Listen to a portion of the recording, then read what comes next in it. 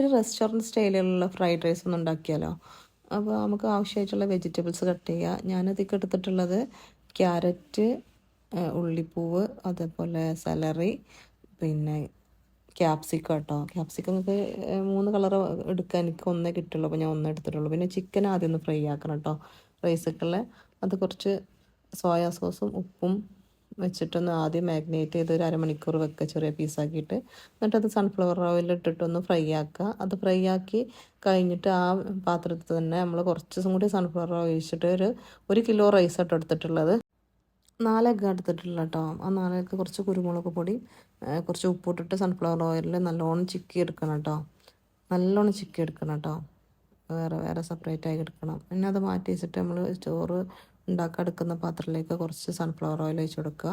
കുറച്ച് വെളുത്തുള്ളി ചെറിയ പീസാക്കി അത് ഇട്ട് കൊടുത്തിട്ട് നല്ലോണം ബ്രൗൺ കളറാകുമ്പോൾ നമ്മൾ കട്ട് ചെയ്ത് വെച്ചിട്ടുള്ള വെജിറ്റബിൾസ് ആഡാക്കി കൊടുക്കട്ടോ. ഇനി അങ്ങോട്ടൊക്കെ ഫുൾ ഫ്ലെയിമിലിടണം കേട്ടോ, ചെറിയ ഫ്ലെയിമിലല്ല, ഹൈ ഫ്ലെയിമിലിട്ടിട്ടാണ് അത് കുക്ക് ചെയ്യേണ്ടത്.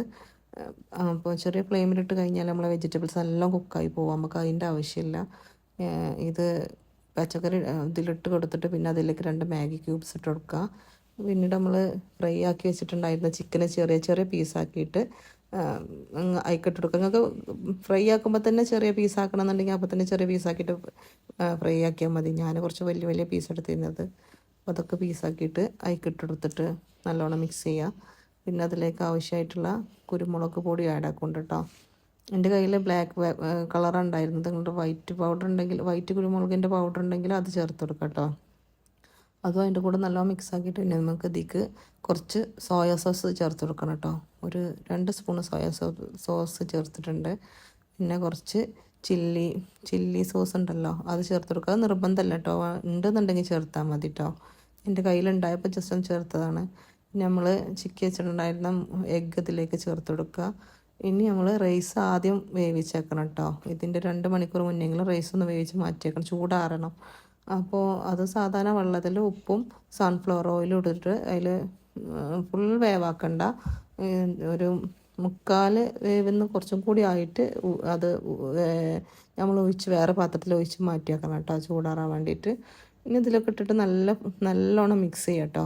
നല്ല ചൂട് തന്നെ നല്ലോണം മിക്സ് ചെയ്യുക ഹൈ ഫ്ലെയിമിലിട്ടിട്ട്.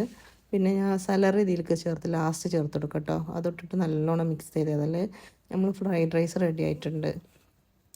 അപ്പോൾ ഓയിൽ എന്തെങ്കിലും കുറവ് തോന്നുന്നുണ്ടെങ്കിൽ കുറച്ചുകൂടി ഓയിൽ ഒഴിച്ചിട്ട് നല്ലോണം മിക്സ് ചെയ്യാം കേട്ടോ.